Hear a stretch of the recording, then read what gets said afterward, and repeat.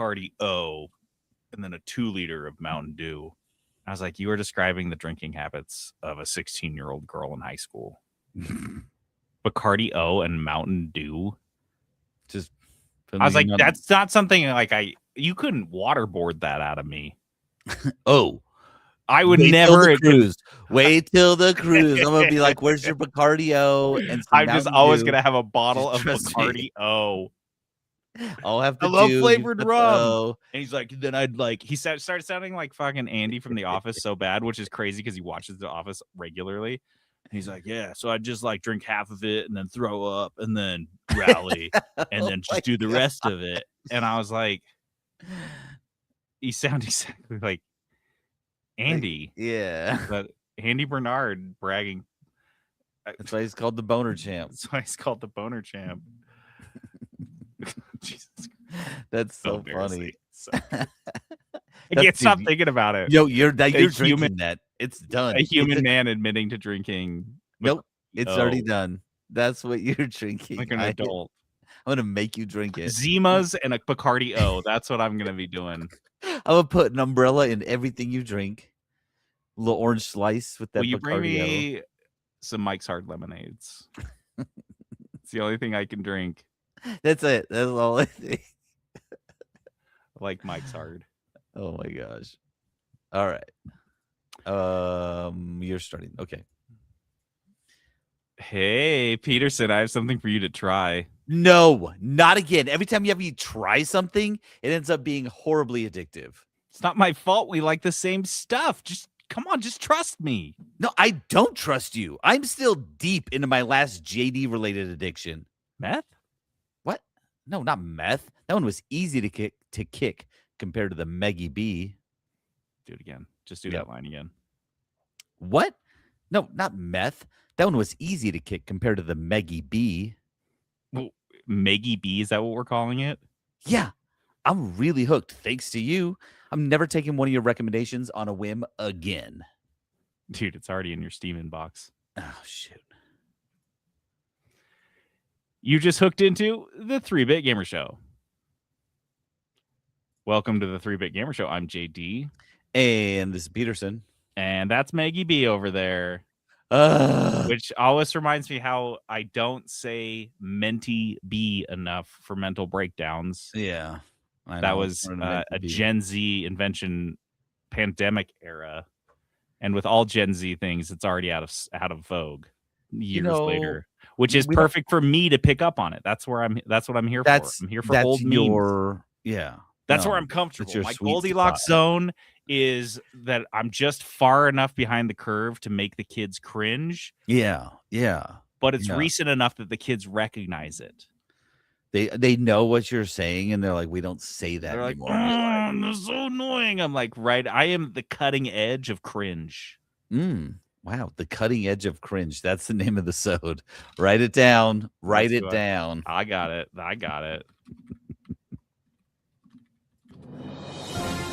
Live from the 3-Bit Gamer Show. The news. Alrighty then. Our news is brought to us by Crave Cookies. Crave is this cookie and premium soda shop, or maybe premium soda and cookie shop, or premium cookies and loaded soda shop. Whatever you want to call it. Dip your cookie in your soda. It's good. Trust me. You'll get it. You like it.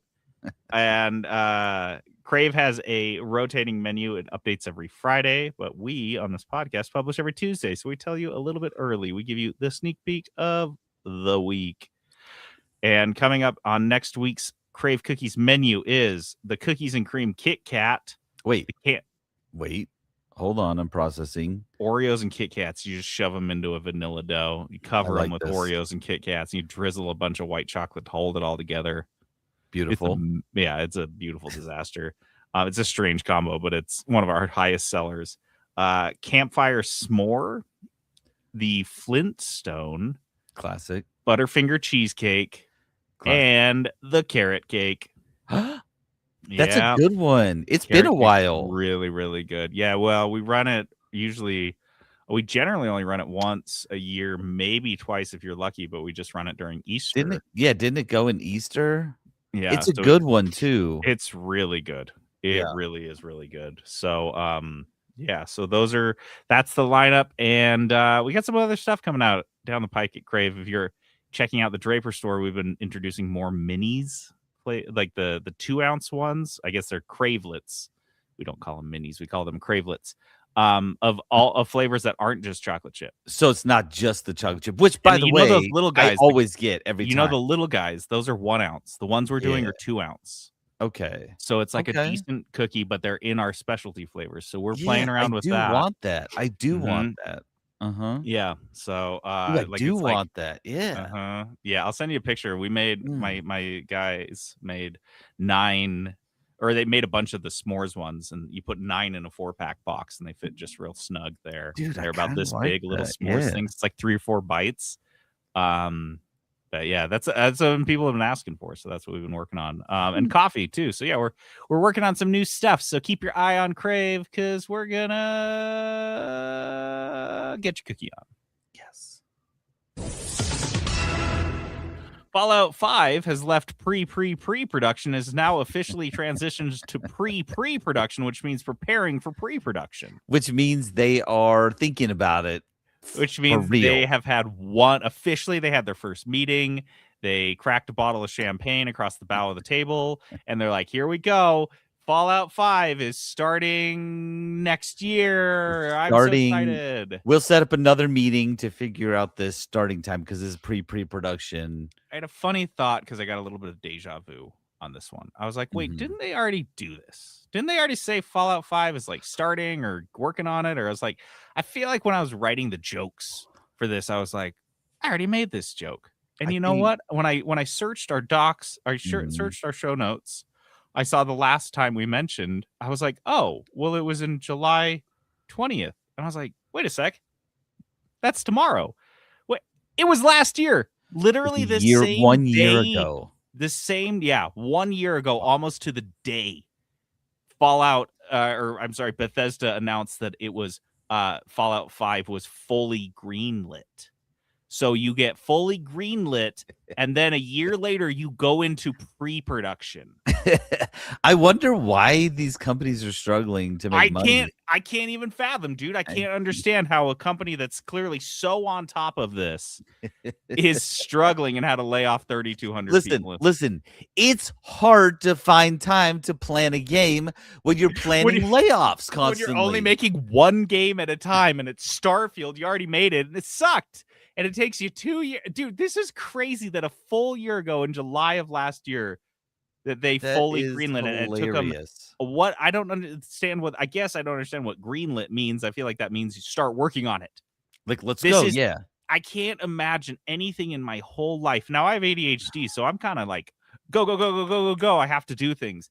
But procrastinating something for a year, saying that I was going to, not just procrastinating, but telling people I was going to do something. Here is a good example. My front porch. I've been in this house for 8 years. I've wanted to build a front porch since year 2. And every year I look out there and I think, oh man, I clear the weeds. I get it all cleared. I'm like, maybe next year. That is the same approach Bethesda is taking to a multi-million-dollar video game series. I'll make my porch. Maybe they have ADHD. Like, can a corporation have ADHD? Honestly, we need to start diagnosing. Well, I gotta say, they're whatever they are. It's not neurotypical. They are not. They're not. There's something wrong with their brain. Oh yeah, dude. Patrick just called you. Patrick. Patrick said Peterson can imagine it. Move your computer. That's been there a year now. Okay, to be fair, I thought about moving my computer yesterday. You moved you fully greenlit your computer's move. It's been greenlit since. Oh, so you moved your computer's move into pre-production. Yeah. So that's exactly like we're joking, but this is exactly how it metaphor feels for this as fans, is that we're just getting we're just like, what are you guys doing? They're using apparently they're using Creation Engine 3, which is what they built for Starfield. So Yay. That's the that's engine. fine. That's fine. Yeah, I'm sure it's going to be great, and it's not going to be all shitty at all. This came from a blog post from Bethesda, which I'm sure got the kick in the pants from Asha Sharma prompted them to just make a bunch of empty promises and use different words, fully greenlit, pre-production, whatever magic word you need to use to get your boss off your back for another year. Because I assume that next July, I will be reading a story that says Fallout 5 has officially begun production. And we're like, cool. So in 5 years, we get a video game? Yeah, no, it's... I don't know. And they also bragged it's not coming out. It's not coming out. Forget it, guys. Fallout as a game series is dead for the next 15 years. And so is Elder Scrolls. I mean, that's the thing is like the layoffs were the coffin nail here. Like they were already struggling. Clearly, there's something inherently wrong at the studio. There's something that if you have two extraordinarily popular series and you can't get an entry out in either of those in 10 years, and in that same time period, the only thing you managed to get out is a new thing to prove that you could do new things, and it's fucking sucked. It sucked so bad. Starfield sucked so bad. Like it just had it was like not fun. Reportedly, I didn't even play it. We were excited to play it, but like the reviews, I'm not saying like, this is someone that played the game. Want to play I'm saying as a game that you put out as a follow up or as an instead of a new Fallout or like a bad Fallout game would have been better than Starfield, because if a Fallout game came out and it was as bad as Starfield, people would be like, oh, it's still Fallout. There's still like it's stories and comedy or whatever, and they'll patch this and I'll keep playing it. This is exactly what happened with 76. But when you do a new IP and it sucks and it's boring and shitty, you have no forgiveness baked in. That's why everyone keeps pushing towards sequels. And the fact that these guys who have made dozens of sequels don't seem to grasp that is beyond me. So the fact that something is so deeply wrong at the studio, and then on top of all of that, they did layoffs of the magnitude that we're hearing and reading about, and with more to come. And let me ask you a quick question, because like I feel like they are in this like Fallout. They're in this weird phase where they're like, it needs to be amazing and like our engine has to be crazy. If they released another Fallout game just in another city, very similar to Fallout 3 and 4, and like, would you even be mad about that if that was Fallout 5? Not at all. Not even a little bit. Furthermore, you don't need to name it Fallout 5, and it doesn't have to be that great. Case in point, Fallout New Vegas came out so filled with bugs that on launch day, most people, like not most people, but a huge chunk of people couldn't even play it. And this is pre like day one patch. So like people bought it and put the disc in and it just was completely bugged. And people look back on that as one of the best, if not the best Fallout game ever made. So that's what I'm saying. The risk, the bet they made on Starfield was shitty and it did not pay off. But the fact that they didn't immediately sprint, like their hair was on fire to get one of these other games moving. Like, I don't know what they're waiting for. I don't know what they've been waiting for. They're cooked. You know what I mean? I don't know. I wish. I mean, I imagine the story will come out one day, and we'll find out what Bethesda was doing for a full decade. What it said in that article there, we've got a lot of Fallout projects in the works, and like, I don't care. In the works, I just want another Fallout game. Just give me Fallout 5. I don't talk. care. Just shadow drop it. I don't even want to hear a word from Bethesda for the next ever. I don't need another Fallout 76. I don't need another Fallout mobile game. Yeah, there was their 1-2 punch was 76 and Starfield. Way to go, you guys. Killing it. What are we doing? What's going on? GameStop's shitpost meme lord CEO Ryan Cohen doesn't think it matters that Sony is killing physical games because GameStop no longer sells physical games. Nobody's buying them. A reminder that I requested that they change their name to just Stop at this point, because that also doubles for what I'd like them to do. Just stop. Knock it off. Knock it off. Ryan Cohen was talking to the GameStop CEO, was talking to Bloomberg. They asked him about the Sony thing. Just, you're talking to the CEO of the largest video game store company in the world, and you ask him about this. And he answers with, "It doesn't matter at all. It is totally, totally irrelevant." First of all, I just want to say how much I hate that Trump speak has just taken over like America. You just say like the dumbest, craziest, most outlandish shit. And if you repeat words enough, it doesn't matter. And you just gish galop. People can't even respond to all the crazy shit you say. Like it doesn't matter at all. It's totally irrelevant. So last quarter, software sales accounted for 18% of GameStop's revenue. 18% is, while small, calling that as a CEO totally irrelevant. Totally irrelevant is grossly irresponsible. Normally that would have a board removing you from your position the next day. Pokemon card sales are like 41% of their business, so I think that's what he's saying. He's matters like, we most. need to focus on Pokemon. I guess they're gonna be called the Pokestop. Oh, that works. That's not no, not going to shut down at all. That's and the then plan. they pushed him. They named it. Now Pokemon company comes in and sues them down, and they're like, "Thank God it's over. It's finally over. I'm free of my mortal their coil." Exit strategy. Getting sued into oblivion by the best. When they pushed him about, so the guys that are interviewing, they push him about GTA 6. They're like, "Oh, so it doesn't matter at all? What about GTA 6? Isn't that coming out? It's going to be the biggest game in the last like 5-10 years." And he says those sales, quote, "don't matter."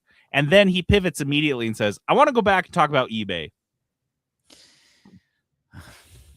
What are you doing? What's going on? I am okay. Listen, this is a Peterson mea culpa. I have been saying for 7-8 years that GameStop is like a couple years away from being gone. Clearly wrong. I don't know how they're limping along. Like, what are they doing? Every story about their sales is like abysmal. It's not good. Yeah, they're like losing money, investing all their money in Bitcoin. Which, by the way, when they said that, it was at like it was knocking on the door of like, what was it, 100,000? Yeah, Bitcoin. Now it's like at 60 or something. Well, like that. yeah, and you remember he had this $56 billion bid to buy eBay, and they came back and said it was neither credible nor attractive. And then he goes on, he says, after, "I want to go back and start, and I want to talk about eBay again." He says that if GameStop did combine with eBay, it could, quote, "be a $1 trillion business."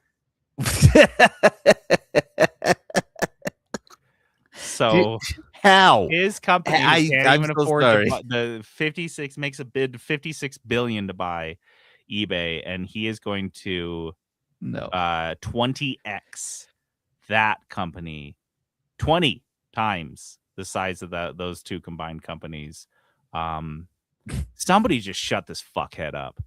I mean, the guy makes a company that sells bags of dog food on the internet, and suddenly thinks he is a savant.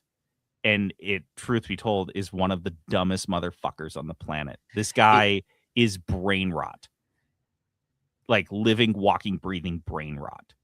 He's completely bought into this hype from the meme subreddits. He never left all this stuff. He never left it. Yeah, and he just like believes all the bullshit, and he reads the memes about himself, and then like he's like, "No, that's who I am.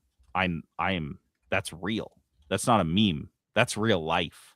$1 trillion business. $1 trillion business. Two non-trillion dollar businesses can make you $1 trillion business. Well, only if Ryan Cohen's leading it. Yeah. Oh, obviously. It makes me think. Remember when we were talking about the whole like, oh, this eBay thing is it's stock manipulation. It's bullshit. Whatever. Now I'm starting to think, he's a true believer. Like he really believes this stuff, which is, I guess, more alarming. In a way. Yeah. To see how many of the richest, wealthiest, most powerful people in the world are also among the dumbest. I mean, like, really stupid people. Yeah. Well, like, we know that. Really, really stupid. Yeah. Feels good. Games are too expensive to make, and that's making them all come out exactly the same, according to one guy. Guys, I really try. I swear I try to avoid these types of stories. But this was a good one. or a guy said a thing and we're reporting on it. This is former PlayStation lead Sean Layden. He was being interviewed with PSI. I think PSI is a YouTube channel. And man, it was he's just preaching to the choir, I guess. Maybe that's why I liked it so much. Mm-hmm. He's talking about how we essentially have lost the variety in our games because the ballooning costs to develop a game, because it's so expensive to make a game now. You aren't taking risky bets, you aren't making crazy things. And he's like, man, it's just everything's a shooter. He's like, I go to an awards show and every single game is a shooter. It's a looter shooter. It's first person shooter. It's a multiplayer shooter. Everything's a shooter. It's a co-op shooter. It's It's a an co-op extraction shooter. shooter. Yeah, all of these things. So he says, quote, that was so central to what was everything was building. There's so many games that look like the game next to it and look like the game next to it. I'm concerned that in today's world, quirky games like Papa the Rapper don't get made anymore. He also mentioned Katamari Damacy, which is a game I've talked about on this podcast because I think it's so adorable and crazy and way out there. Yeah. And yes, they did just release a newer one, but we don't live in a world where games like that are coming out frequently. And the point he also makes that I thought was very interesting was that game developers are missing out on attracting new users by not making a variety of these games, which makes perfect sense, because if you want to play a video, or you you're not interested in playing video games because they're all shooters in your mind. Last 20, 10, 15 years of video games have just been shooters. So when you think about a video game, I don't want to shoot somebody straight up, like that's it. And you don't have like a ton of other options in the way that you used to. N64, PlayStation 1 days, even Dreamcast. I mean, tons of just crazy games. And Storgel makes a point here that indie devs aren't missing out, and that's where the real creativity is. And that's kind of the point he makes. He pointed to Claire Obscura and Balatro. These are two examples he cited directly of games doing something different and being rewarded for it. So I think we might see more. Hopefully, we'll see more of that. This guy does seem to kind of misses it. On the indie game front. Well, and I think that's what we say all the time on this pod.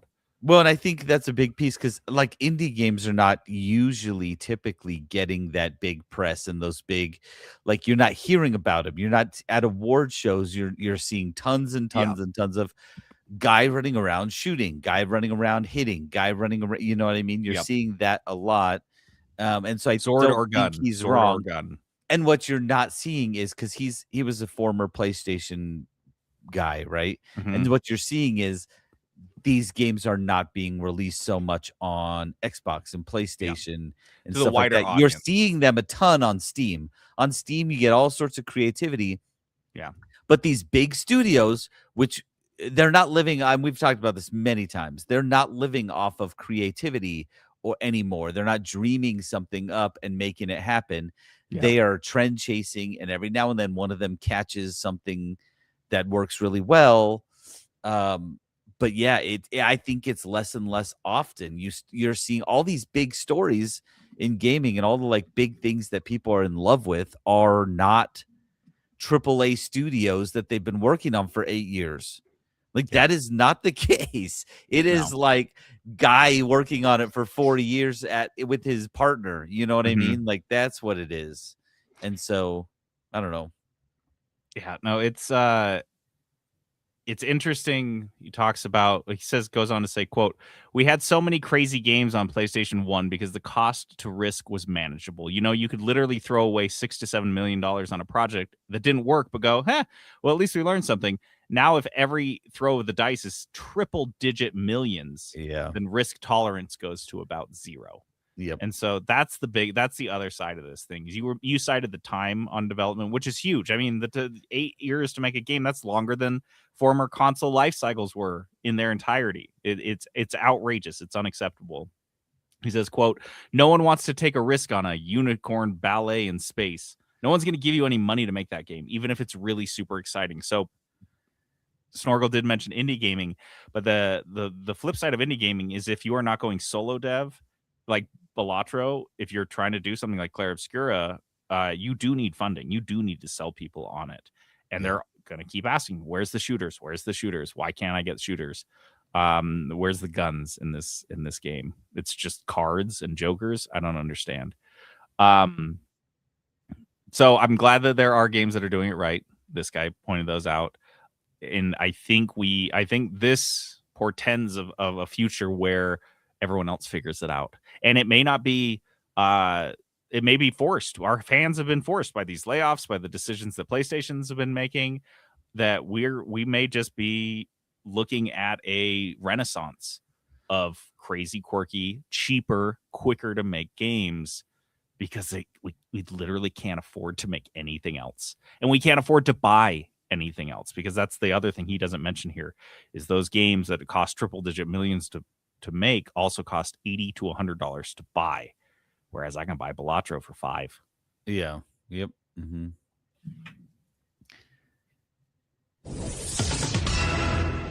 Not content with ruining the lives and innocence of millions of children, now Roblox is platforming game ripoff slop to screw over indie games devs as well. Yeah. Did you read this story? This was, and I'm pretty familiar with this too. Yeah, I guess, yeah, you would have seen it more than, because your kids will probably end up playing these all the time. Yeah. This story in Kotaku kind of talks about this newer game called Mecha Chameleon, which is a hide and seek game. Which, have you heard of this? I was like, how have I not heard of this? They sold 15 million copies. It's what? It's a prop hunt game. Yeah, so you go hide, and then you paint yourself like with like an MS Paint tool, and then someone tries to come find you, right? Yeah, yeah. Why have I not heard of that? That sounds hilarious. They call these kind of games, and just like Repo and a couple other games that you've played, they've started calling them friend slop, which I don't really appreciate, but it is funny because they're just like, they're not super. Oh, and what was the one we played? Schedule 1. Yeah. I'm like, no, it's kind of friend slop because they're not amazing. They're not like great games, but like when you play it with somebody, they're fantastic. Funny. It's funny. Yeah, I think that's the core here. Is you're not playing Schedule 1 and being like, oh, we have this epic moment. You're playing Schedule 1 and laughing when you walk into an apartment and see two people you're playing with high as fuck and their eyes are bright red and like floating around the map, and you're like, okay, I love this. Stop doing the drugs. We gotta sell them. So this is another kind of friend slop game. But what happens is that Roblox developers will just rip these games off wholesale, or say, they're inspired by, and then they'll start siphoning off players. There's games like Paint and Seek. These are just a handful of the dozens of games that came out after Mecha Chameleon that are ripoffs. Paint and Seek, Paint or Seek, Paint to Hide, Paint or Die. They're not even trying. No. And this article was fascinating because you can actually directly track the drop of players. So they tracked the rise, because Roblox has like charts and shit that show off their sales. And so you can track all these games and see the sales clicking up, and then you layer over the sales of and the player base on Mecha Chameleon, and it drops at the exact same time all the slop games are taking off. And so, it's $6. Mecha Chameleon, $6. All these games are free. All these Roblox ripoffs are free. Not to say that they're not loaded with microtransactions and other ways to steal kids' money, but they do have an immediate, you can just jump in. You don't have to pay $6. So this is not, as you were pointing out, not the first game this has happened to. It's very common. Yeah. New indie games on Steam, relatively low tech games. All of these games.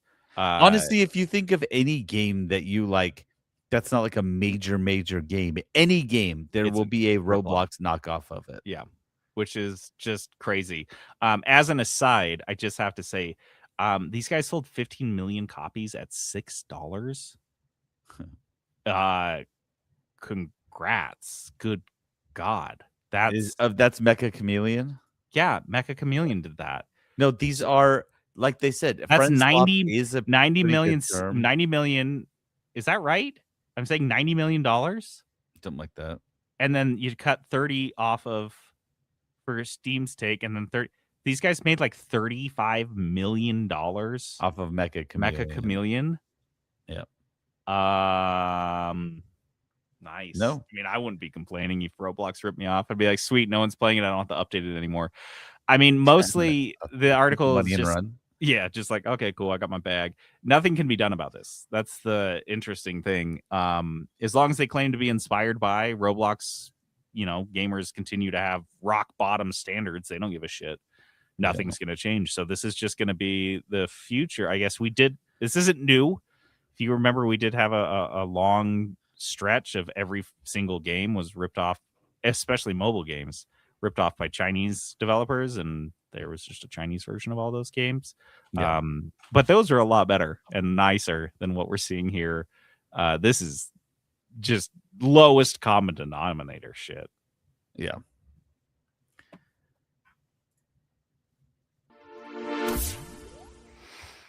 The latest round of mass layoffs at Xbox has unfurled some very interesting stories.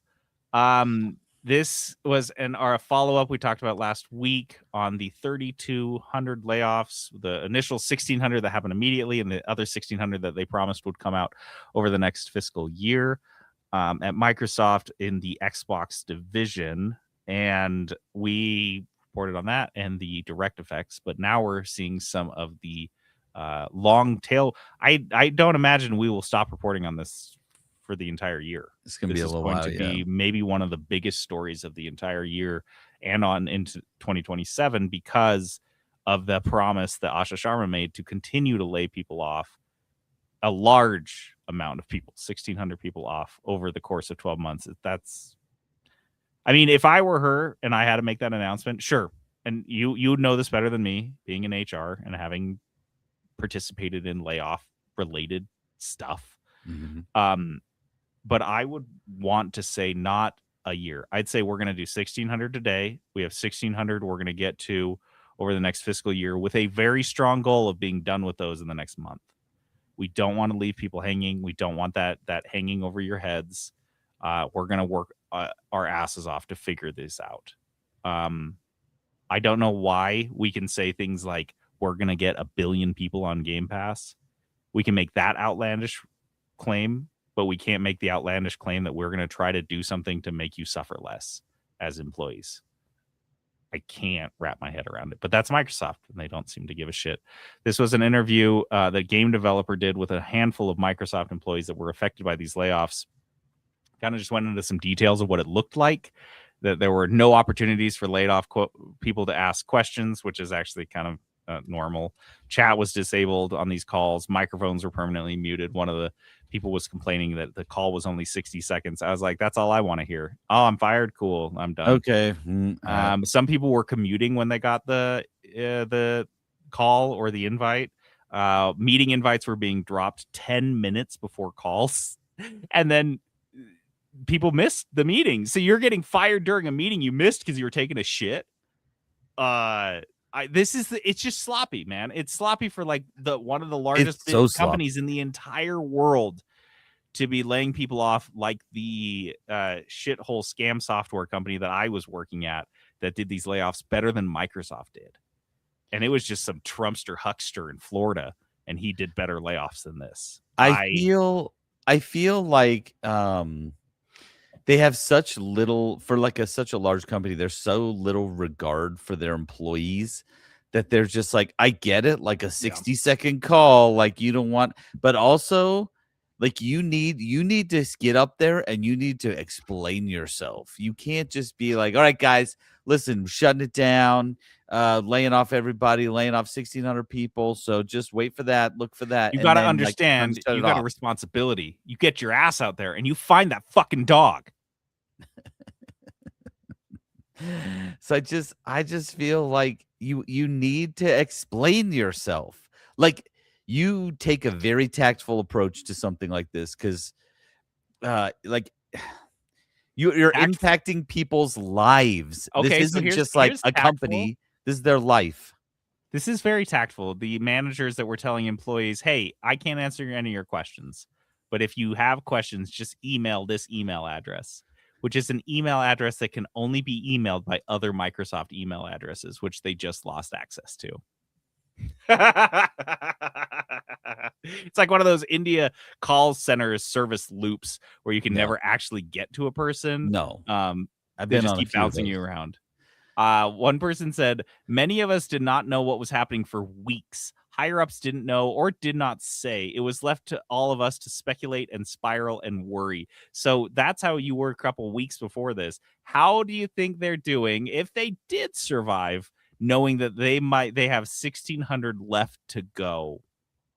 Every day you go to work and you work so medium hard. I would do nothing. I would do shit. No, I would do nothing but work on my resume. This is apply to jobs. That's what I do. Yeah, absolutely. All I did the last couple of weeks of that last job I got laid off from in tech was export my portfolio and work on my portfolio and make sure that I had access to all of that stuff before basically just copy and pasting things just nonstop that they were paying me to do. Is another quote that kind of is to this point. I don't know how anyone remaining at Xbox Studios can feel safe knowing another 1,600 cuts are coming. And even then, what happens in June after June 2027? Will we get layoffs in July for the third year in a row? Probably. I mean, pattern bears out. And another quote. That's what we think. That's what we've predicted. That's what already. We keep saying. So that's your answer. Bethesda Game Studios lost a ton of talent this week. Xbox says that they want to focus on their core franchises like Fallout and Elder Scrolls, but that's going to be harder than ever now. This is really reassuring that all the shit that I was gabbing about is being backed up by people that were actually inside the studio. One id Software employee, they're the guys that made Doom. Was explaining that all the employees who built their proprietary engine called id Tech are gone. So no one is left to maintain it. So it's just going to get binned. That's just gone. So they built an engine to make Doom on, and everyone that updates it is gone. So game developer reached out to Xbox. They're like, really? And they're like, no, we have dozens of people on it across the country is what they said. Hard doubt on that. Also, of those dozens, who's to say they'll still be there? 1,600. They don't. Waiting. Yeah, they're not. Okay, you've got a full engine. You've got dozens of people on that. Wow. I guarantee they all hate it. They all hate what they're doing. They're like, I'm doing the job of 2-3 people, and now I'm doing the job of 5 or 6 people. And this engine's on its way out. Like it's going away. Like it's not. And other studios use that engine, like branches of it. So good. There's just so many things when you do layoffs of this scale. Just sweeping, you cannot possibly hope to maintain everyone that's mission critical. You just have to accept that you're like, and it's so lazy. It seems lazy. Asha Sharma, and it's an even number. I'm sorry. It's an even number proves the point that this is just arbitrary. It's just capricious. They're like, oh, well, it's just 3,200 sounds good. 3,200. That sounds good. Like, it literally is just a number that they pulled out of their asses, and now they're going to fire up to that number, not lay off the people that may not be necessary. You look at like a movie like Office Space where they bring in the Bobs, the consultants. Those are people that sit with the employees for weeks inside the company, embedded in there, trying to figure out people that can be cut. And it's a whole thing. And in the film, it's depicted as such a negative, terrible thing. That and so heartless and cruel, especially to employees that have been there forever. This, now we're looking at 20, 30 years after that film, is so much worse. So much more dehumanizing at a scale that like is unfathomable. And I'm pretty sure Microsoft's stock price went up on news of this. Everything is so ass backwards and broken right now. It's unreal to even think about. One Bethesda employee said, there is no amount of external contractors that's going to save you from that. We're on a custom in-house, that is these games being a lot harder to make. We're on a custom in-house engine. Most studios are. It takes like 6 months of training before you're even up to speed on all the intricacies of doing your job. So yeah, we'll just throw bodies at Fallout 5 and Elder Scrolls 6. We'll just hire contractors.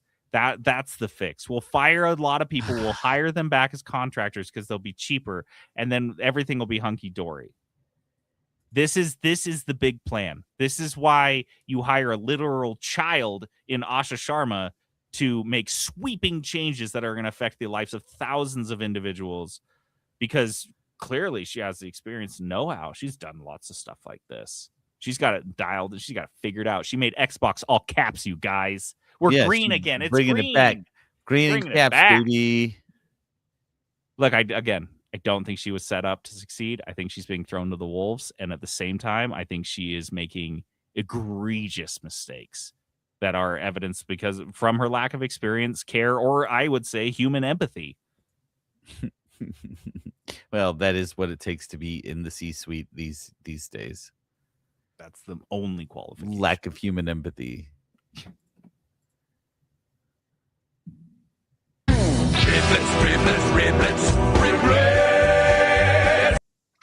All right, put on your biblets. It's time for some riblets. Riblets are these news stories that are a little bit smaller than our normal news stories. Not as much meat on these bones. And this time around, we only got 2 riblets. 2 riblets is not even worth bringing them out. Don't even bring out the basket. I will come back to the kitchen and eat them over the fryer. Yeah, and I'll chuck the bones back in so you can re-riblet those. You can serve them again tomorrow. In their latest report, Ubisoft has a warning about the risk of releasing games too late after, quote, market anticipation has waned. Oh, this is delicious. Part of Ubisoft's annual report, this universal registration document included a fantastic quote that said, releasing a game too late when market anticipation has waned and it no longer meets market standards in a highly competitive environment can also hinder its success. Skull and Bones, anyone? Yeah. All of your games, all of your games, which are all trend chasey games at this point, other than Assassin's Creed, which is kind of chasing its own trend. I think this is a statement that can be comfortably applied to all AAA game studios that basically says quit trend chasing. Because as we just said, games take 8 years and $100 million to make. You're not going to be able to get the trend in time.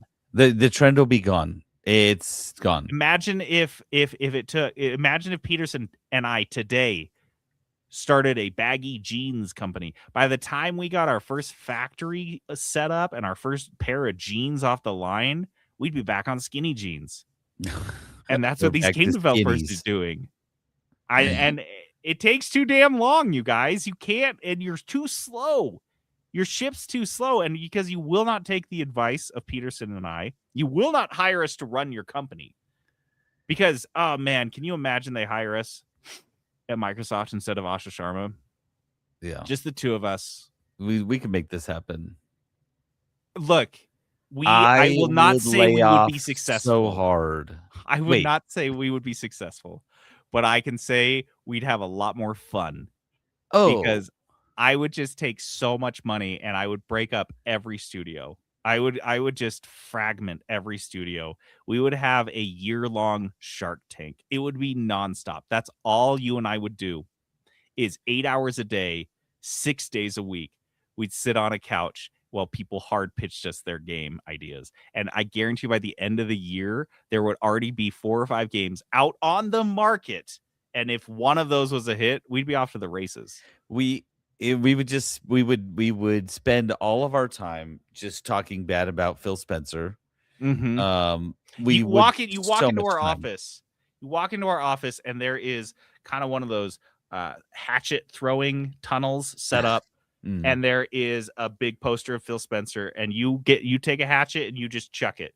That's our cup of coffee. That's our glass of scotch. That's how we start meetings, to be honest. Be like, hey, come on in, throw a hatchet at Phil real quick. Grab a hatchet. You can bring your own, whatever, but we have an initiative going. It's called Deconstructing Phil.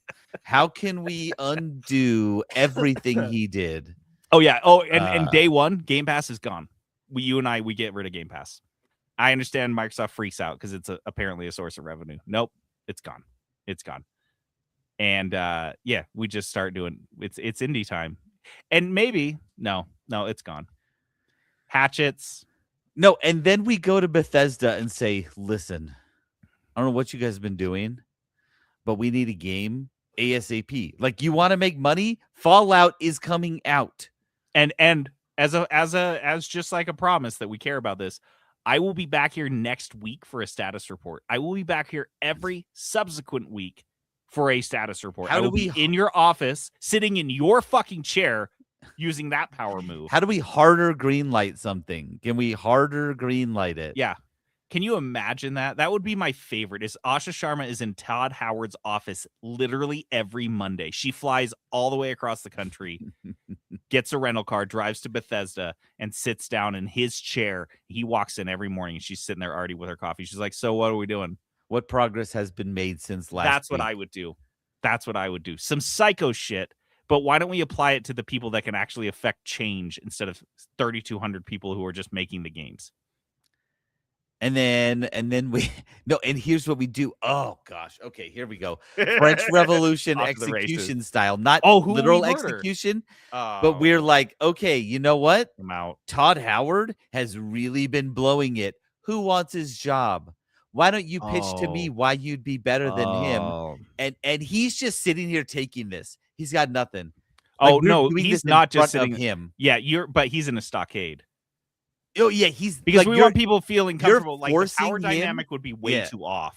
So Mhm. he's in a stockade, couple Mhm. Rotten Tomatoes that we've thrown at him because that's our Yep. that's our right as his boss. Yeah. And And you you're come just in like- and you, yeah.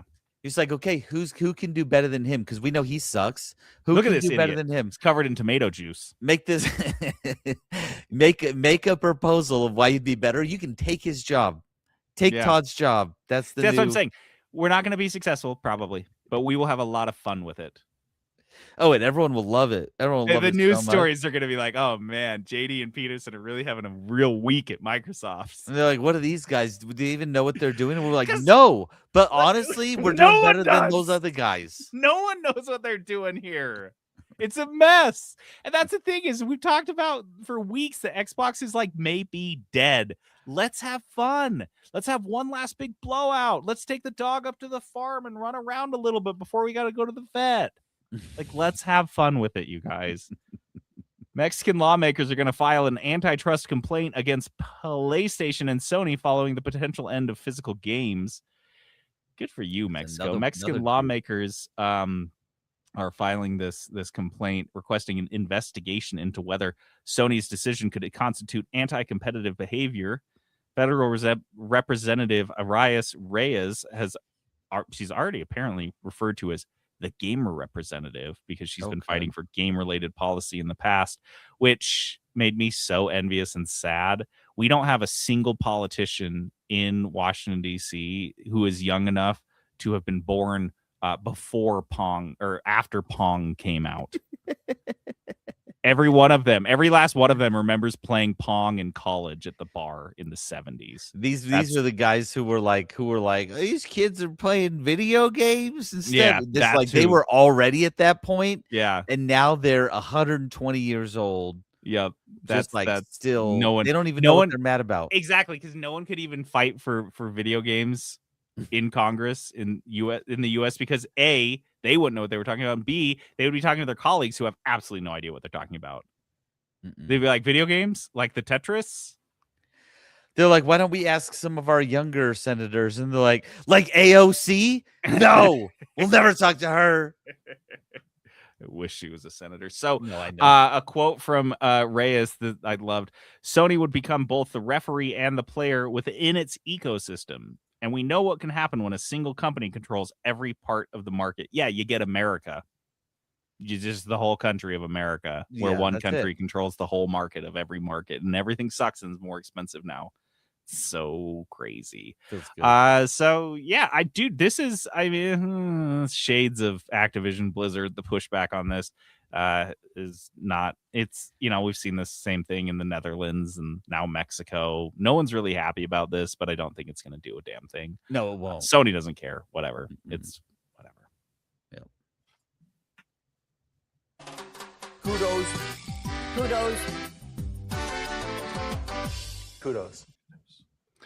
Kudos, our positivity segment where we're liking something, we tell you what we like. And this week we like some stuff. Let's do some positivity because we just talked about some pretty negative stuff. So no positive news stories out there. Can we just get like one robbery story or like stupid human behavior story?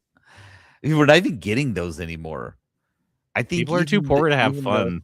Those people gave up. They're just like, I don't know, dude, it's actually not even worth it for us. They heard me. They didn't want to steal jobs anymore. Okay, I have 2 kudos. Do you have 2 kudos? I've got 2 as well. I've got 2. Both of mine are pretty quick. Both of mine. Okay, you start. So. Okay, first off, this is a kudos that came to me literally when we hopped on to record the episode. We were talking about the World Cup. Spain won the World Cup. It was actually a pretty boring game, much to my disappointment. But Donald Trump was there, and I was he's your favorite person. Ugh. And I was like, man, I wish he would have gotten booed because I didn't hear anything about that. JD's like, oh, he did get booed. And him and Infantino, the owner, the president of FIFA, which nobody likes. Yeah. Nobody likes. He's a garbage person. And they came walking out together, and there was booze. And JD sending me these links, and it's like that. Even on the American broadcast, they're like, oh, chilly reception out here. I'm not sure who that's for. But then JD sends the German announcers, and they're like not pulling their punches. They're like, oh, these two were made for each other. Yeah. These two scumbags, like, obsessed with themselves. And like, I was like, yes, thank you, because I hate both of these guys. At least like Infantino is just the head of like a soccer organization, the soccer organization, but it's like, whatever, it's a game. Donald Trump is the head of our country. And so that he's even worse. But yes, I love them getting booed. I love him looking stupid on the stage. Just absolute kudos to everyone in the stands booing him. A fun fact that you guys might not have picked up, even careful listeners of this podcast, very much know JD is the leftist, loony anarchist, just wants to tear it all down. And you think, well, of course, that guy, he must hate. No, guys, no. Peterson hates Donald Trump so much worse than me. Like, I couldn't even get to that level if I wanted to. Like, I can't. He hates this guy. I hate it. I hate it like so much. It makes me feel anxious how much I hate it.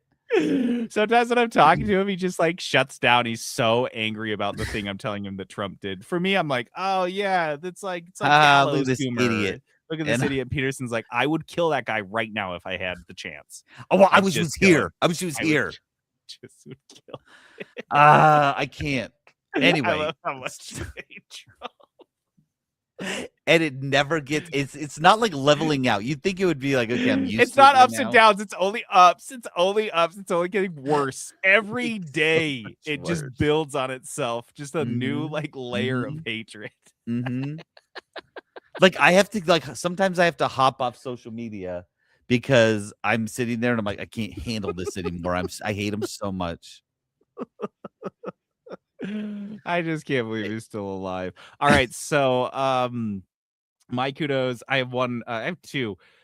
The first one goes out to something I think I may have talked about on this show before, but I don't remember. Called Park Silly. This is a market up in. Like you have, but it would have been a long time ago. It might have been the last doc because I did search this one, didn't find it. Park Silly is this market up in Park City. It's on most Sundays in the summer, but you have to check because I think basically all of August they're off because there's parades. It's just August 30th. Yeah, so there's like parades, and then today was the last one until August 30th. Yep. So you're right. Today, and dude, it's just so nice. Like we have a lot of markets down in Salt Lake.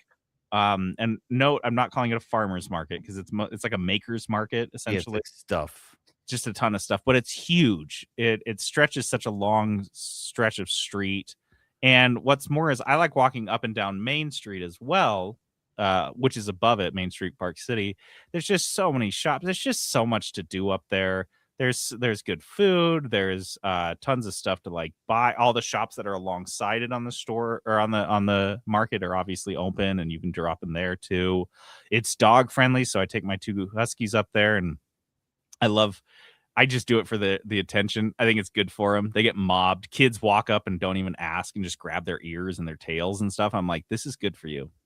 This is what socializing is, and they just are good at it. So if any strangers ever do grab my dog's tails, mouths, ears, noses, they just are like, oh God. they're pretty like They're pretty they've been there. They've been there. Yeah, they've been there. But yeah, it's awesome. And they, they ran into a lot of dogs there that were really cute. There's dog bowls, water everywhere, up and down. It's just a good time. And there's a ton of good stuff. There's like art, of course, jewelry, and tons of clothing. I bought myself a pair of pants there today that I may not take showed off. us. Yeah. Those are the ones. Yeah. They're so awesome. They're just like hippie pants. Oh my God. There's just tons of cool stuff. So if you guys ever, and it's hot, and it's 20 degrees cooler up there. I mean, it was still hot as hell, but it was only 80 instead of 100. But it's not 110 today. Yeah. So you go up there and you spend an afternoon, or it starts at 10. So I got up there first thing because I didn't want to be there when it was hot. But man, it's a hell of a way to spend a Sunday, you guys. If you haven't done it, sounds awesome. Make the pilgrimage up to Park City and do a Park City market. But do check their website first, because it's not every Sunday, like Peterson pointed out. The next one is end of August, so then most of September, I think. They've got a few dates in September, right? Yeah, so it's like it starts around June, and then July mostly, and then August is off because there's the Arts Festival, Park City Arts Festival is going on, and then a parade and some other shit. But all of September, yeah, okay. Yeah, so check it out. Have you been? No, I want to go really badly. If you let me know, we should try to go in September or something, and I'll drive. We could all carpool up, and then let's do it. Yeah, because it sounds like amazing. It's really fun. It's a really fun way, because like Sundays when they're hot as hell, sometimes you're just like, what am I going to do with myself? No, just like go to Park sit City. Inside. Yeah, okay, yeah, it's awesome. Okay, I have another quick one. I don't love peanut butter, and I don't do a lot of ice cream because I am lactose intolerant. Well, you're not a peanut butter hater. No. It just makes me really thirsty. If JD, this is a theme. I don't like being thirsty. This is like JD's like sitting here the other night. He's like drinking, like, oh, I gotta drink my second giant glass of milk. Milk makes me feel thirsty. And so I can't fathom. How can it make you feel thirsty? It's a liquid. It doesn't do it for me. I feel like I need to wash my mouth out with water after I feel. I don't get it. I understand. JD is like, oh yeah, I'm eating a cookie with some milk, and I was like, I feel like I need a glass of water, and everyone thinks that's psychotic. I get it. But I drank a quarter gallon of whole milk and ate a whole Crave cookie. I hate at that like so 11:30 at night. It's so good for you. I hate that so much. Oh, and if I drank that much milk that late at night, I would have a rough night. You'd shit your bed. You would literally shit your bed. It's fantastic. It would not go up. So I'm giving kudos to, if you go to Five Guys, they have shakes. Just get a peanut butter shake. Okay. It's so good. Stacy turned me on to this. She always gets it. She's like, it's so good. And like every time I'm just like, okay, yeah, the peanut butter shake is legit. And like other places we've gotten them and they haven't been as good. Five Guys is the place. So yeah, Five Guys, if you're there, just get the peanut butter shake. Just peanut butter. I promise you, it's like weirdly solid. Again, I'm not a peanut butter enthusiast. I like it. I don't love it. But for some reason, I'm just like, this is so good right now. Just drinking it. And more importantly, Patrick's on board with this. Yeah. That means Patrick, it must be good. Patrick said, as much as I'm Peterson's antagonist, I'm getting him this episode. Yeah. Like, listen, it's okay if your antagonist isn't the opposite in all things. That maybe makes it better. Because then you like understand and you can be an antagonist a little bit better. You can be a better antagonist, right? Mm-hmm. And I appreciate it. I really basic character development, you guys. Come on. My last kudos is for a NPR podcast that I recently discovered called Are We Doomed? It is all about end of days things. Like, I don't think the ways the world will end. However, yeah, that's what you'd think. You'd like, oh no, that sounds terrible.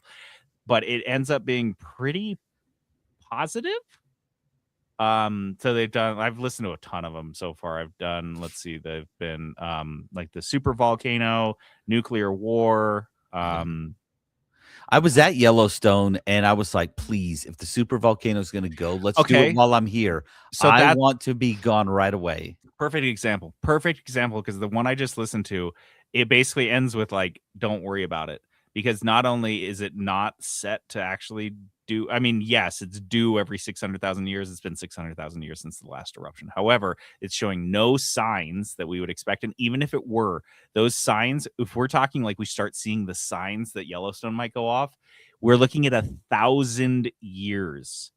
We have a little bit of time to plan for it. Shame. This is not something that's just going to happen without any warning. Like, it is going to have such an abundance of warning. You could, like I said, thousands of years. So, it's just great. It's. I'd say it'd be good. Kids would enjoy it because there's like sound effects and it's a little bit more.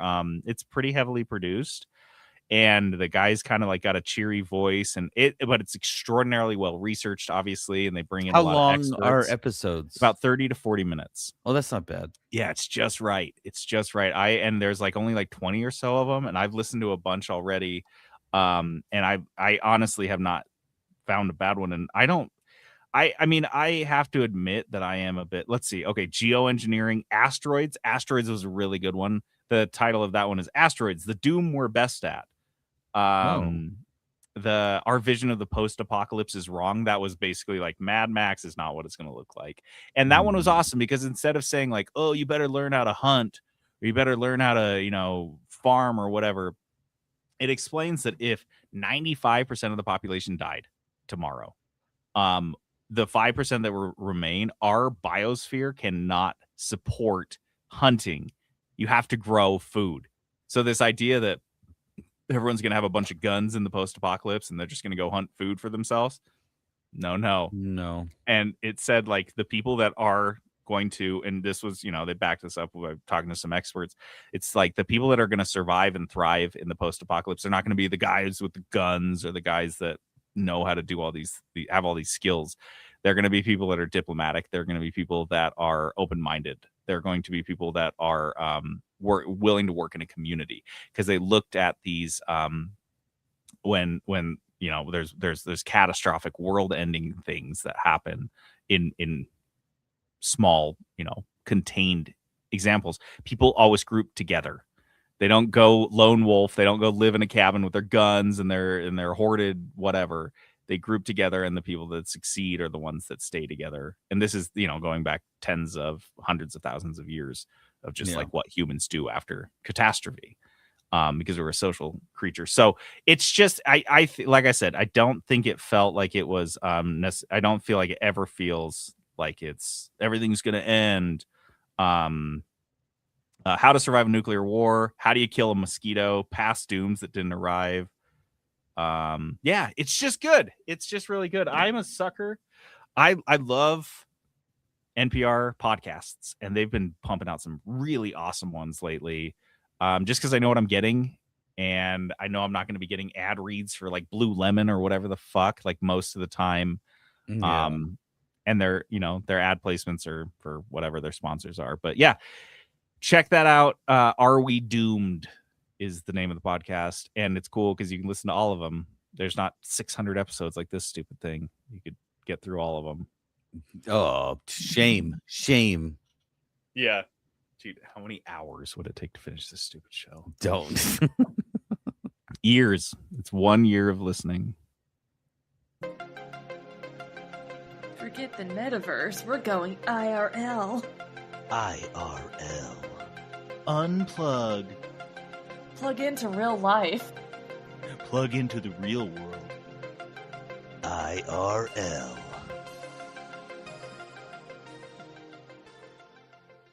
All right. IRL is our segment where we compare video game things to things in the real world, real life. And because Peterson and I are real deep into a bullet hell game, we will talk more about it in the next segment. Will. Yeah. Bullet hell, bullet heaven, whatever you call it, is a genre of games where you play a single character that runs around in a landscape, generally pretty simple. And you get weapons. You pick up weapons to kill enemies that can progressively more and more begin to swarm you. The gimmick here is that you don't shoot most of these weapons, if any of them. You're not controlling the shooting. It just does it. So if you have a gun, it's just going to shoot the first 6 enemies it sees, and then it'll reload. If you have a banana, it's just going to shoot out and come back in random directions. and that's for me. So you're focused almost exclusively on your movement and your build, which is cool. I love it. I love that idea. A couple games in this genre: Vampire Survivors, Brotato, Risk of Rain. I mean, there's a whole bunch of there's smaller ones. There's a ton. The one that Deep Rock Galactic Survivor, the one you wanted me to play. But what I wanted to ask for this one is, if you could automate tasks like that in your real life, which ones would you choose? So you're just like ran around and did it. Just does it. Like, it does it automatically. Maybe you walk by the thing, but it's just going to happen automatically. So the first one that I just thought of was, as an example, is weeding. What? Weeding my gardens. Now, I am not someone that's like, I hate it so much, it's the end of the world, because I love working in my garden. I don't. I hate it. I'm not going to be someone that's going to say I like weeding. It's satisfying. I enjoy seeing how much my plants are being ravaged by these plants I didn't plant. I wish I could just walk through my garden and I could see the weeds and they'd just come out. Like, that would, I guess that's more of a superpower than anything. But if I could have, like, that would be the lamest superpower that I would be so into.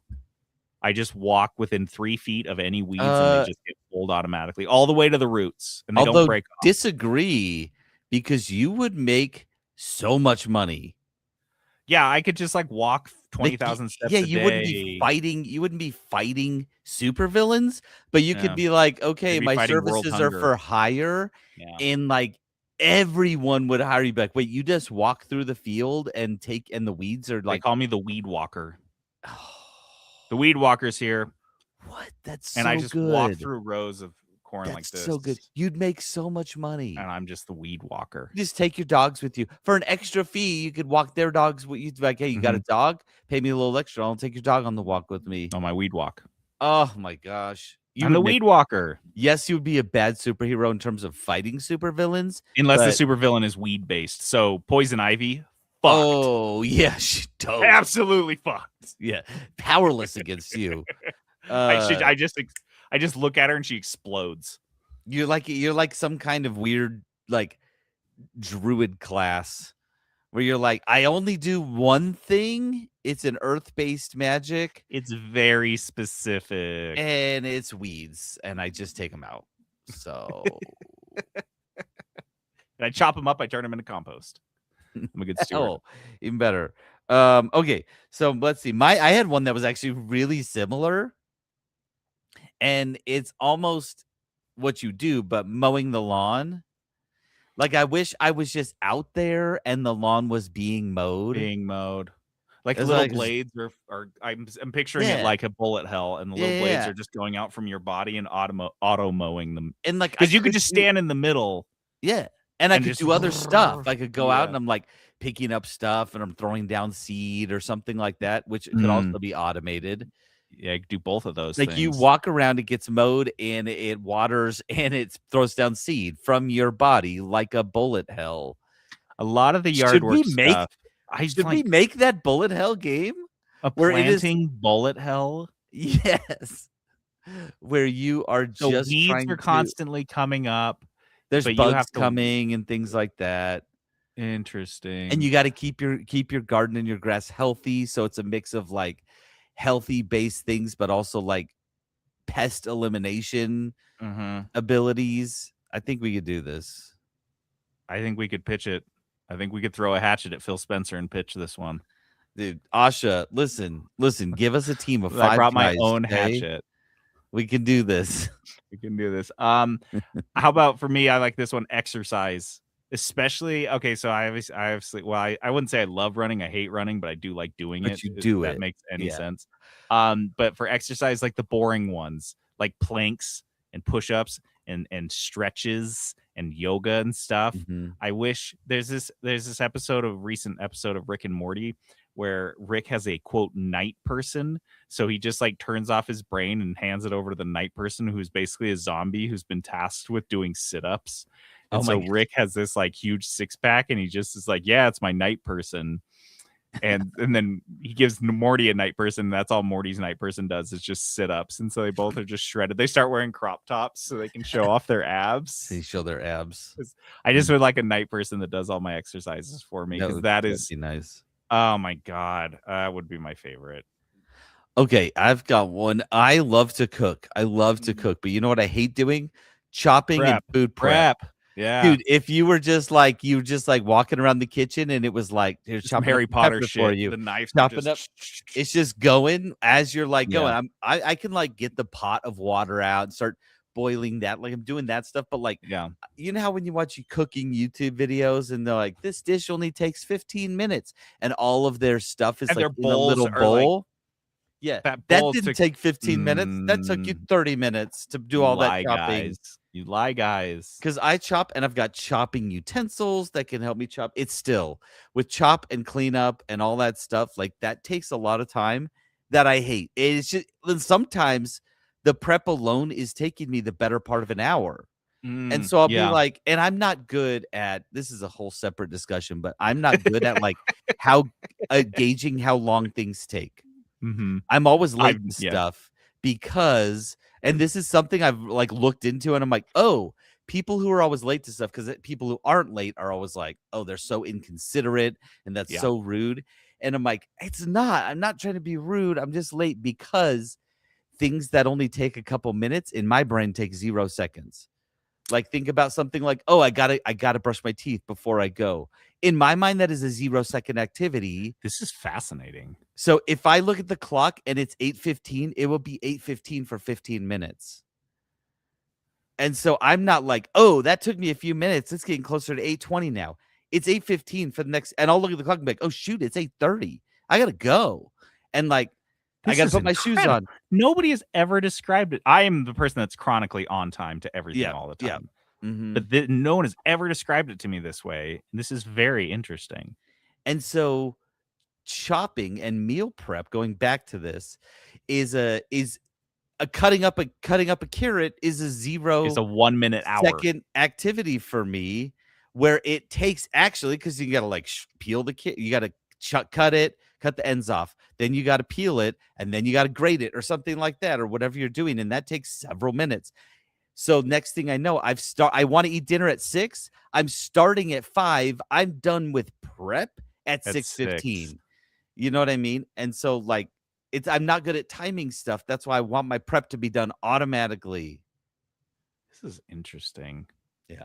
It is actually, that blew my mind too when I read about that and I was like, oh, that is absolutely. Has it helped you like change that at all? Oh, only if I'm, and that's what the other piece of this is, only if you're consciously thinking. You have to be you have to be constantly aware. Because I will be like, okay, 8:15, I gotta leave by 8:30. Okay, I've got time to shower and get ready. I get out of the shower and it's still 8:15 in my brain. Like I can't explain it. Like for me, they're all quick things that I can do real fast, and so they don't take any time. Anyway, yeah, because I add up everything. I don't everything in my main mind. Well, luckily here in Salt Lake, everything is 15 minutes away. Everything. Yeah, from JD's house. JD's location is good for like 15 minutes to the airport, 15 minutes to the base, Park City, 15 minutes anywhere. Yep. Okay, I've got one I hate doing. I know people enjoy this sometimes. Or there's an aspect of it they enjoy, but I don't like pooping. Guys, I could just leave it. And I don't want to do it. I don't want to just sit there and just wait for it to happen. So you just come get it. Just come get it. You want to I'm just like walking around and shoot out. Boop, boop, boop, boop. And it doesn't shoot out. You go get it. It doesn't shoot out.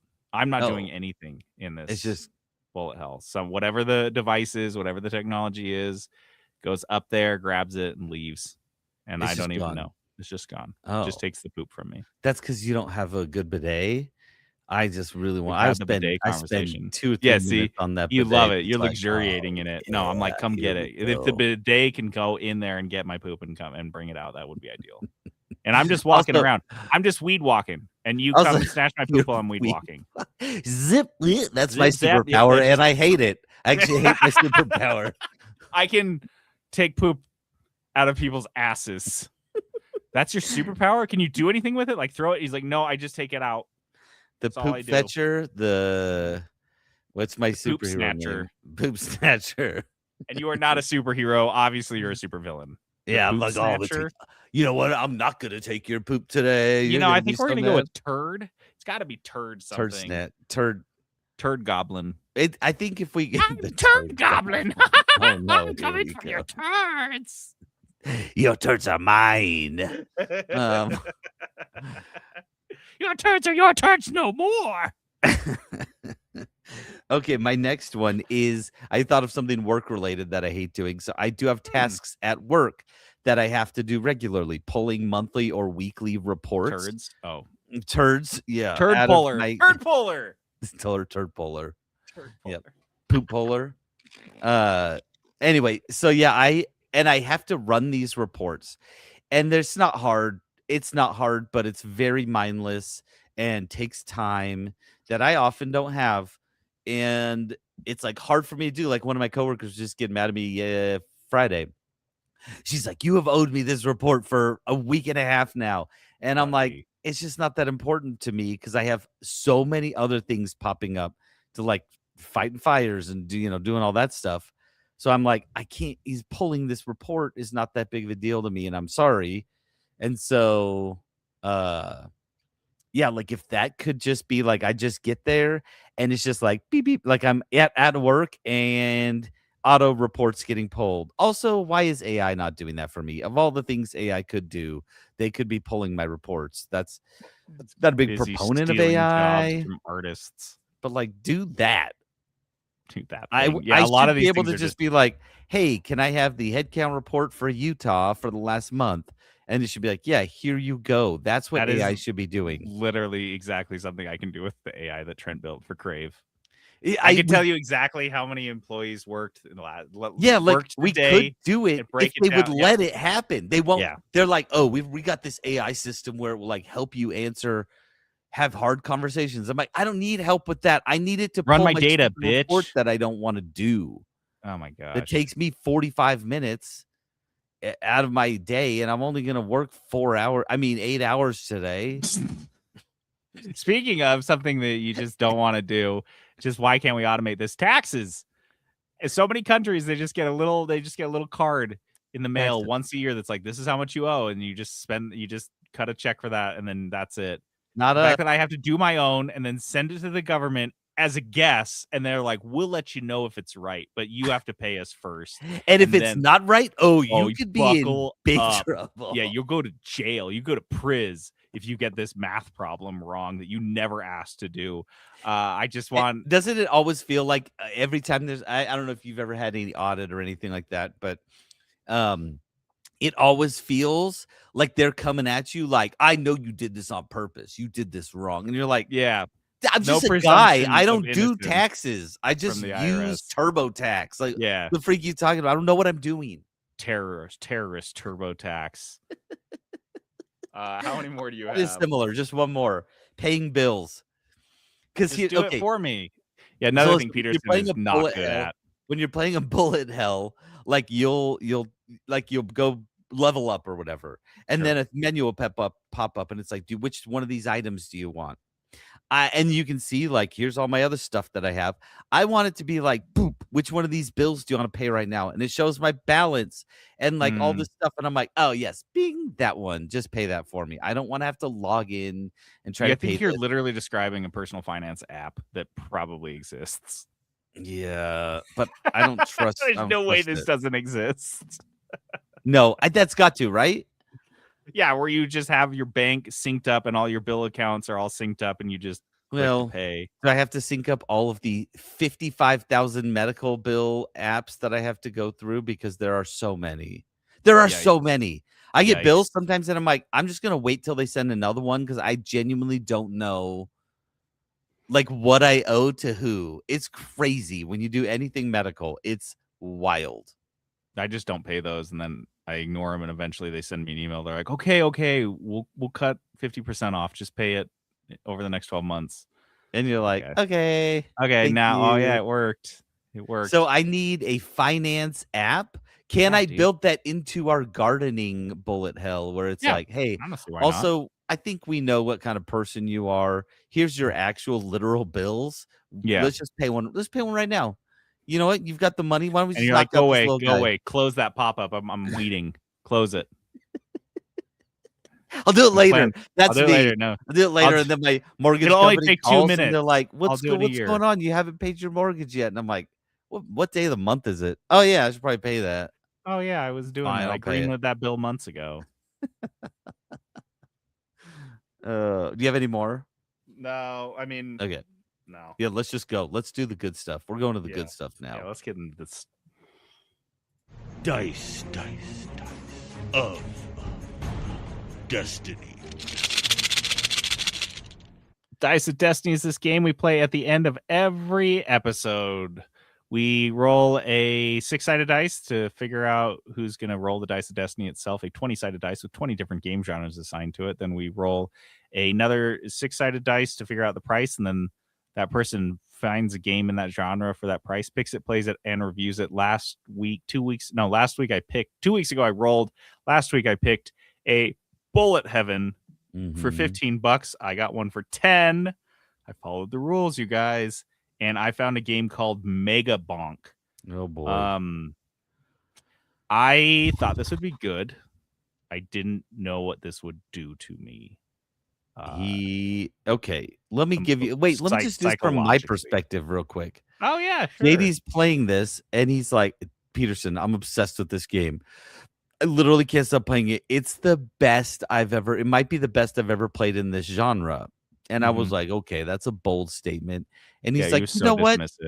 I was. He's like, "You know what? No." And he bought it for me. And I was like, "I got to play this now."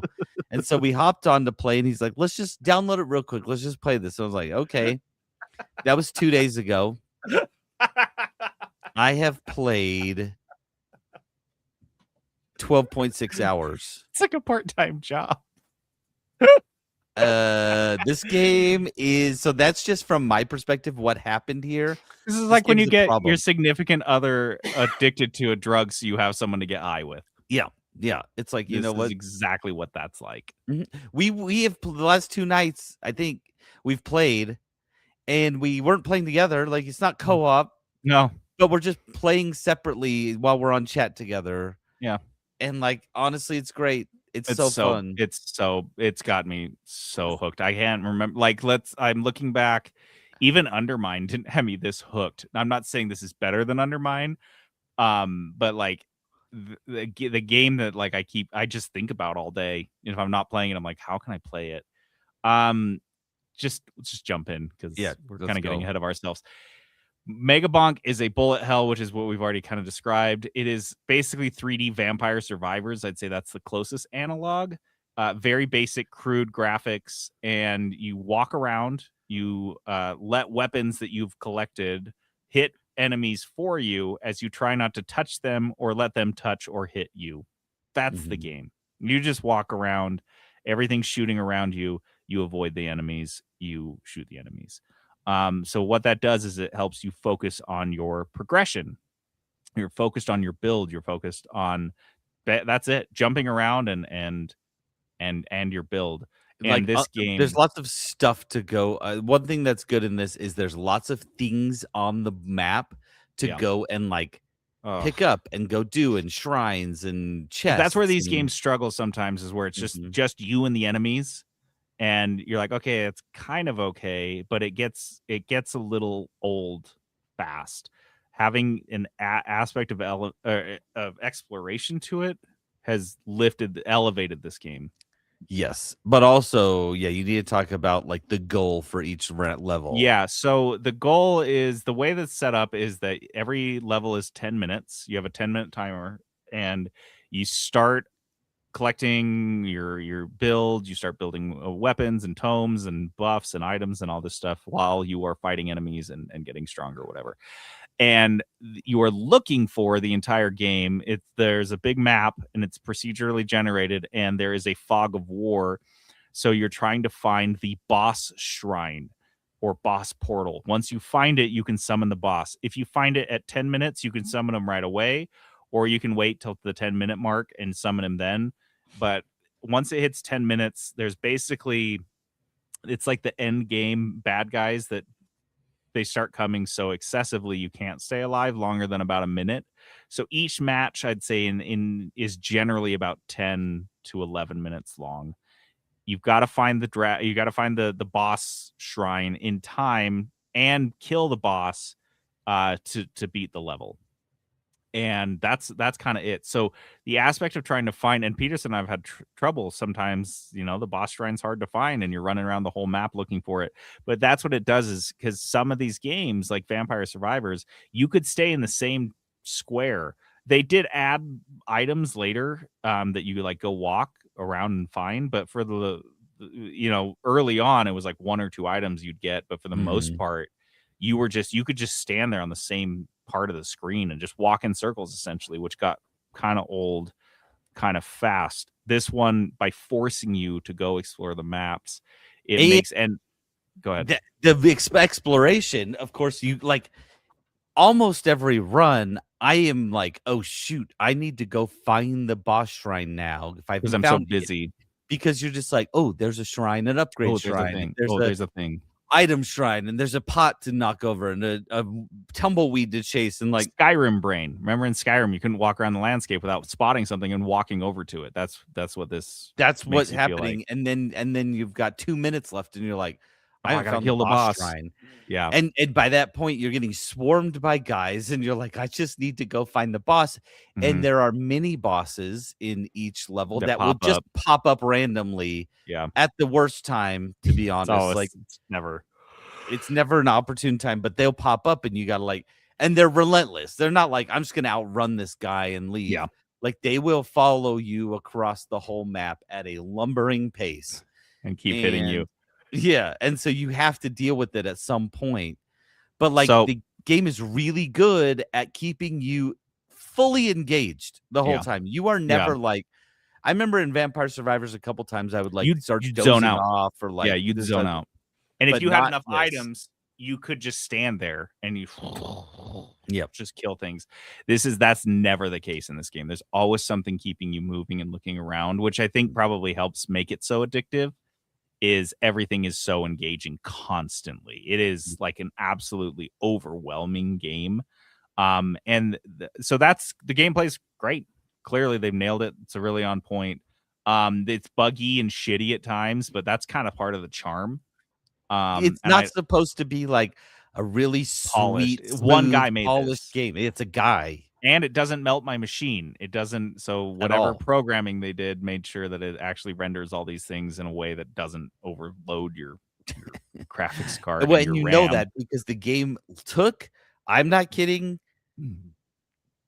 10, 15 seconds to download. So fast. It was like right away. Yeah, I was like, it was like, I thought something was wrong. Yeah.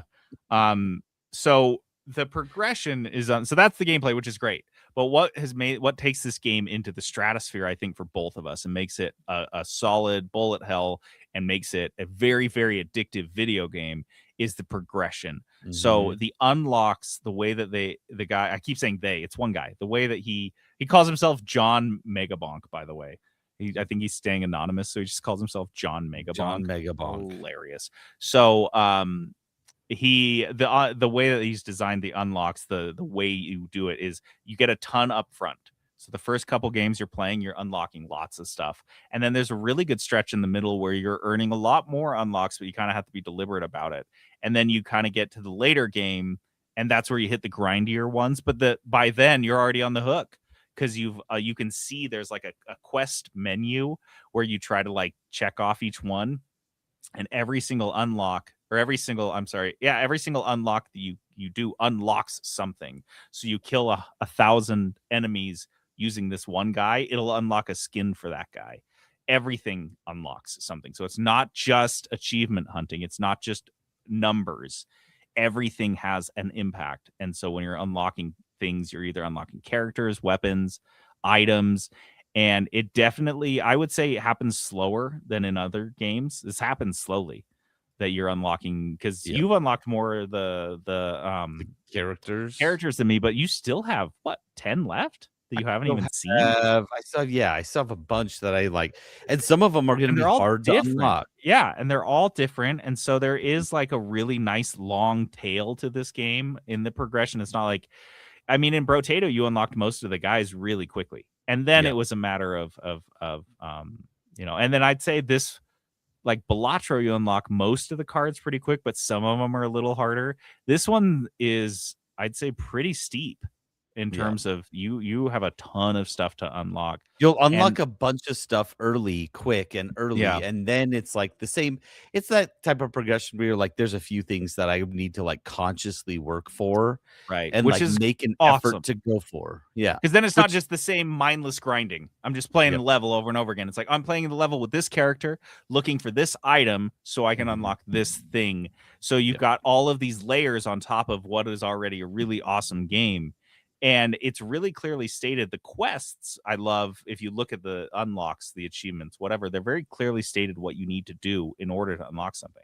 Yep. It's not like sometimes it's a mystery. I think even Undermine, you don't know how to unlock certain things. There's no visibility into that. It's just an empty square in the library that you look at. Yeah. But in this one, it tells you, you want to unlock this, do this. And I would like that in Undermine too, because it would give us something to grind toward. Like something to work for instead of Yeah. trying to figure out or trying to guess. Which, Yeah. I mean, I guess that kind of jumps me ahead. I'll just say it right now because I still have more to talk about. But the nits on this game are limited, and one of them is absolutely the explanations. There is so while I said yes, the quests are clearly stated, there are aspects of this game that astound me. They were so unintuitive and so ill explained. Like, it just wouldn't tell you, like, in the game while you were playing, I think is a lot of that. Like, when Yeah. you're in the menus, you could see, like, "Oh, I need to do this to Right. unlock," but in the game, you're like, "I don't know what the frig I'm supposed to be doing or, like, what this even is." Yep, and you get there's unintuitive stats like duration and size. Peterson, I looked them all up. So by the time I was playing with Peterson, he's like, "Wait, what does size mean?" I was able to tell him, but I Like, had to. JD was my coach. I thought that I would be able to figure these out. So the first couple of times I played, I was like, "Oh, it'll come to me, whatever." There's no explanation what size does or what it affects. So I kept Googling items and Googling things, and then eventually found out what all these things meant. But yeah, so jumping in initially in the game is kind of frustrating. And then one thing, the absolutely most obnoxious part, and this is going to sound crazy. So there are 3 maps, and each map has 3 tiers. So you play map 1, tier 1, the other 2 were locked. You get to the end of that first tier and you unlock a portal that you go through. That's how you get to tier 2. The next time you boot a game, if you go into tier 1 and you beat it, that portal will not open. I'm wondering what the hell. What did I do wrong? Did I not get to the portal in time? Does it close? I did this a couple times before I looked it up and Google and this is not that this was hard to find. I had to find it in an old Steam board post. Yeah. It said you have to select tier 2. When you're And playing, you have to then- choose tier 2. And then you can go through the portal to tier 3. And then at tier 3, you can go through both portals. And I was like, huh? If you're listening to this, you're like, what is he talking about? Exactly. Yeah. Trying to figure this out was so obnoxious, trying to Google what terms, like, why am I not seeing a portal? I went through a portal. I beat the boss. The boss shrine is itself a portal. So you go summon the boss, you kill the boss, and you would think you go through the portal. But you only do it the first time, and then every subsequent time you have to choose a different tier to do it. And I was like, huh? Why was this? So those are but again, those are maybe my only nit. Oh, and then the only other nit is that from what I've been able to find, and this is not really a good nit. This is a personal bugaboo. I think the game's basically finished. I don't think the guy, he certainly made no promises of additional content. He's not been like, oh, here's a roadmap. Nothing. He's just doing kind of patches here and there, adding a couple of things. He added some like Christmas hats in December. So 7 months later, no updates. I'm not expecting any additional content. And like some of the negative reviews on Steam were that I love this game, but like 30 hours into it, he's like, but the dev is done. Like he's taking his money and he's done. He's not like doing big updates, and like people want updates to this game. They want more stuff. Like one of my nits is something that Vampire Survivors did, and it kind of became I'd say, staple in this genre, is you get certain items and they would combine into one item in a certain way. And I love that so this much. has none of that. And this doesn't do that at all. That would be wonderful if it did. And we kept talking about things that we would love. Oh, I wish they'd do this. I wish they'd do that. But then it also, I had to check myself on this and be like, that is unreasonable as an expectation. Yeah. You made a product, you sold it to me, I enjoyed it. That does not mean I need another one. I can just enjoy it. Right. And these nits are not like these are minor our experience. No, like, we're having a good time. We're gonna put a bunch of hours into it and then be done. Like I've done with all of these games. I think I've played 4 of them, and all of them I put a bunch of time into, and then I'm just like, I drop it, and I'm like, yeah, you I'm never done. pick it back up. So that's fine. So the we've kind of talked about the layers here, is that it's a really good game is the foundation, and on top of that is the progression is well designed. But what sits over all of this, what makes this so bad for Peterson and I, is just one more. It has never hit me on a game like this quite as bad, because usually you have a game, you have a run in Vampire Survivors and it's going really well and you die. That can be frustrating enough that you stop playing for the night. That has never once happened to me in this game. Peterson said flippantly the other night, he's like, I've died so many times. You just die. And I just laughed because it was like, yeah, that's all I do in this is die. And I don't stop. I don't like think, oh man, I wish this build had been that, or, oh, I can't believe I got screwed, or this boss cornered me after 20 minutes. Nope. I just grab another one. It's because I think the combination of the games being short enough that you get back to going, and it's already fun. Like, it's fun within the first 30 seconds. A lot of these you get going and your build doesn't really take off until like 4 or 5 minutes, and then you're having fun. But until then, you're kind of in survival mode. You're kind of using these tactics. Barely scraping by. Same tactics every game. In this one, you start 30 seconds in and you're like, wow, I've already found 3 shrines. And oh my gosh, there was like eight pots right there. And I'm already this level and I got these 2 items. I spawn next to the boss shrine. It's right so next. I can just do it now if I wanted to. Yeah, probably wouldn't win, but you just go for it. And so there's always something to unlock or try to find. There's things like you hatch an egg on one level and it hatches these 3 frogs that just jump around the whole level and they have a ton of health, and you kill all 3 of them, you get something. There's just stuff to do, and I just can't. I mean, it's bad. It's 2 a.m. and we're like, okay, we have to stop. And it's not because we want to. It's because it's 2 a.m. So if you couldn't tell, Mega Bonk for me, absolutely a buy at any price. It's currently, I think it's $10, maybe $9. It's worth it. I would definitely, if you're not as obsessed with these types of games, but you are interested in it, I'm sure it goes on sale all the time. I'm sure you get it for $5, but I think it's worth 10. For what I've got out of it. And if you did like Vampire Survivors or Rotato Risk of Rain, if you like the 3D aspects of Risk of Rain 2, I felt like this was superior to Risk of Rain in every aspect. It's more fun than Risk of Rain, but there are some things that Risk of Rain's Rain better does. Polished. Yeah, it's a better game. And one of my number 1 favorite things about Risk of Rain, and I think about this every time I play a roguelike, is when you pick up an item in Risk of Rain, what happens? You can see it on your character.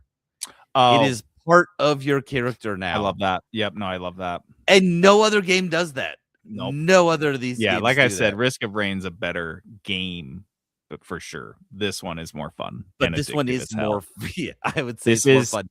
Yeah, it's this easier than Risk of Rain, Rain but the is like some really nice cocaine, and this is just straight crack. Yeah, and you're just like, oh yeah, I want to do this. I'm like, I just want crack. It hits harder, it hits faster, and I have it right now. I don't need to like line it out in a nice little line with a razor blade and roll up a stinky dollar bill. I can just find the dollar bill because it's just hit 2026. that rock. Yeah, no, I don't know where I'd get that. I have to go to an ATM to snort cocaine now.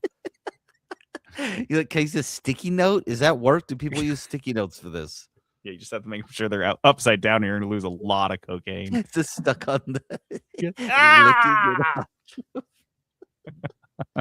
Oh my god! All right, so that All right. means we got a re-roll on the board. Reroll.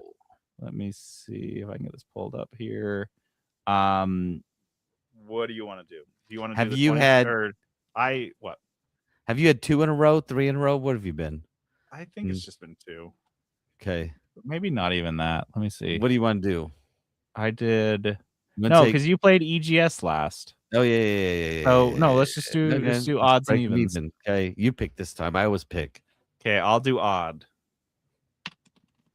It's a 3. Son of gun. It's you again. That's okay. I'm gonna find another hit of crack to Gem. get you addicted to. No, Okay. I'm not What's going Peterson's next crack rock? to. Sexy. Come on. 2. Wait, didn't we just get 2? Yeah, we just did it too. Wow, this one is zombies, and I cannot. You I have a suck. feeling. I have a feeling this may be the last zombies, you guys. This may be Western all over again. It's just sometimes they're just not putting something out in that, and so you're like, well, Yeah, we got. I think we might need to take zombies. no, we're off. leaving it. No. You're screwed. I know I'm doing it now, but I think if I go look and it's like Western was, and I can't find shit, this is gonna be the last zombies. Yeah. So turn-based strategy is now the new 2 slot. I guess we're gonna roll that next. Just keep rolling 2s on that guess. 20-sided dice. I don't know why that keeps happening. That's crazy. And then let's see how much I can spend. Another 2. Why? What? I got 3, Wow. 2, 2. That's what I rolled. Yeah, these are not good numbers. These are bad numbers. So let's see. $20 zombie game. Isn't that awful? Yes, it is. That's great. I mean, awful for you, pretty great for me. That is terrible. God Yeah. damn, that last one was perfect roll though. A $10. Mhm. They can't all be first round draft picks. See, if I had this, I would play Surrounded. Remember that game you played? Damn, I would play that one. that one was pretty good. It didn't really go as I thought that was going to be the next big thing, and it absolutely was not. I was Well, it's because not multiplayer. That has to be multiplayer. friend slop. We need friend slop, guys. Well, you need it. Yeah. Okay. Well, I will have that picked next week, and then probably won't play it for. We'll see. We've got stuff coming up. We got We've stuff. We're busy coming up. boys coming up. Yeah. So.